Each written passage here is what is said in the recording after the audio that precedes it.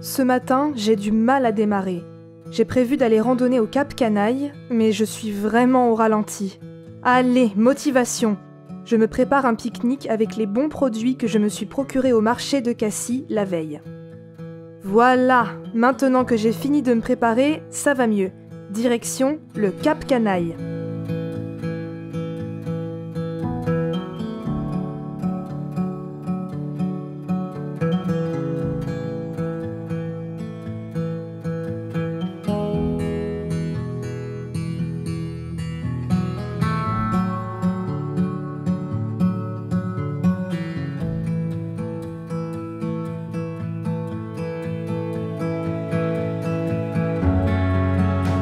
Je peux me rendre au Cap Canaille à pied depuis le centre-ville de Cassis. Ça grimpe bien et on commence à avoir une belle vue sur la baie et les autres calanques au loin.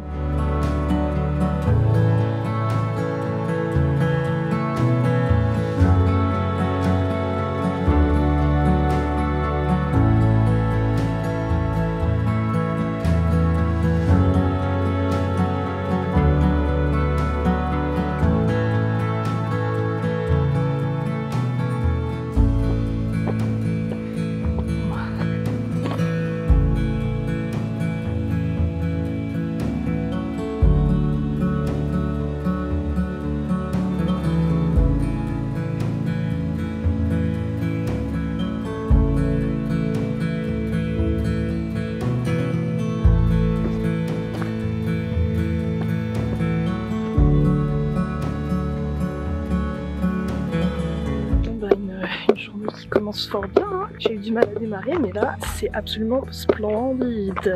Je suis tellement contente d'être là, je l'ai dit 46 fois, mais je le redirai autant de fois que je ressens ça.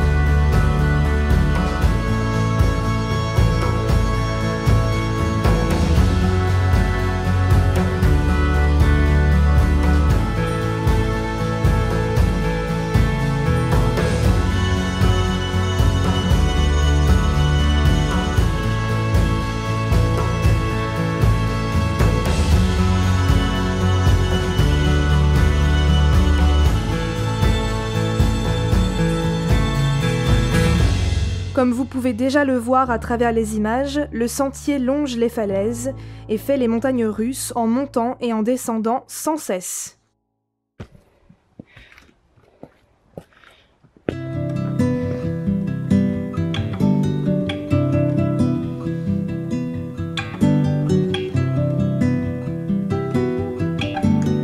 Je me suis trouvé un petit coin de pique-nique que je vous ai filmé. Là j'ai posé ma caméra sur un rocher pas trop près du bord et c'est à l'abri du vent. Il n'y a pas beaucoup de vent de toute façon, hein. Il y en a très peu et c'est absolument magnifique. Je suis ravie vraiment d'être là. Je vais passer un très agréable pique-nique avec une vue superbe sur la mer Méditerranée, sur Cassis un petit peu en contrebas et puis les autres calanques. J'étais certainement là-bas hier d'ailleurs, hein. Je reconnais de loin la calanque de Port-Miou. Il fait un temps idéal. J'ai chaud. Je me crois au printemps, comme hier. Pour l'instant, j'adore, je recommande. Alors, sauf si vous avez le vertige. Mais j'en reparlerai en fin de vidéo. Là, je vais pique-niquer. Ça va être trop bien. Et je vais bien profiter de ce circuit qui a encore beaucoup de choses à me montrer.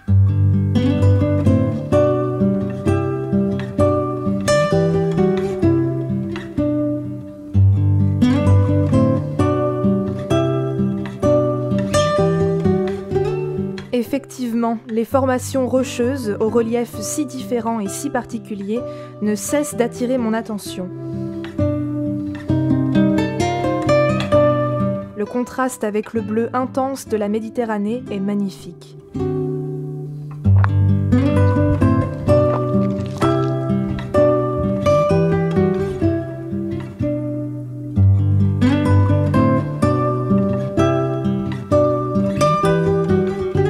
fait, pourquoi appelle-t-on ce cap le cap Canaille ?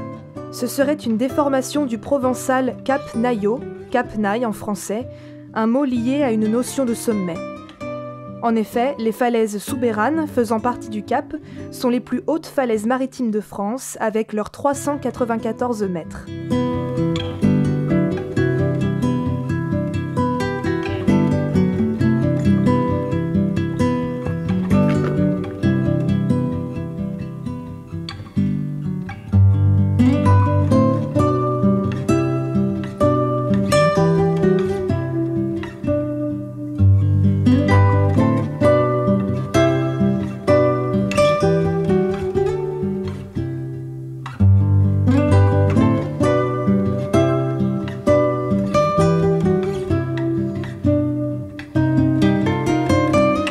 J'ai voulu filmer l'envol de ce parapentiste, mais la toile de son parapente s'est coincée dans les branchages. Comme il n'acceptait pas qu'on l'aide, j'ai choisi de continuer mon chemin en direction de La Ciotat, une fois arrivé au sémaphore du Bec de l'Aigle.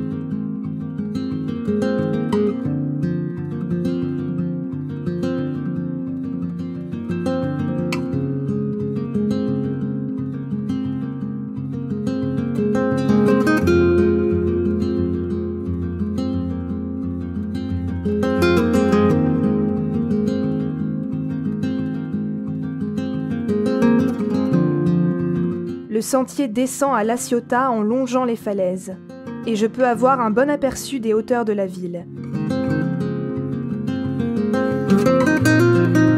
Une fin de parcours belle et agréable, avec le soleil déclinant.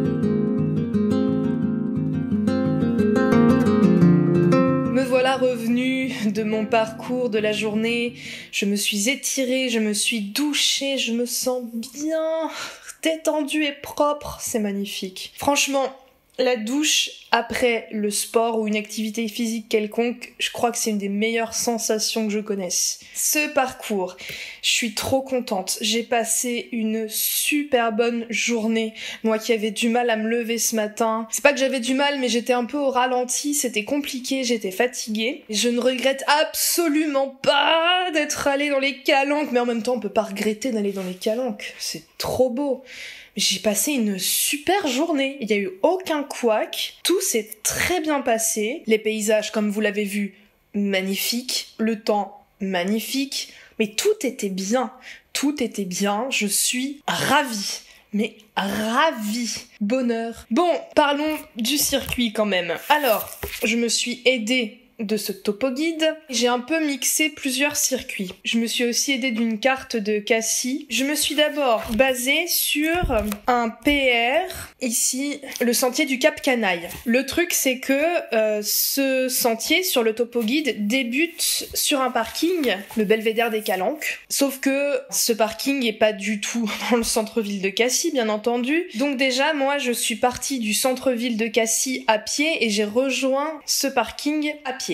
Pour s'y rendre, c'est assez simple, ça prend à peu près 1 heure. Donc ça grimpe bien par contre, hein, parce que le Cap Canaille, il faut le mériter quand même, hein, c'est une grande falaise, donc ça grimpe bien, mais il y a rien de technique. Donc d'abord on est sur une route et après il y a un petit sentier près des crêtes qui mène à ce parking. Rien de très technique là-dedans, c'est juste que ça grimpe bien, mais encore une fois, c'est pas non plus très très dur et la vue est déjà sublime sur Cassis. Donc déjà, pour rejoindre ce parking du centre-ville de Cassis, j'ai mis à peu près 1 heure à pied.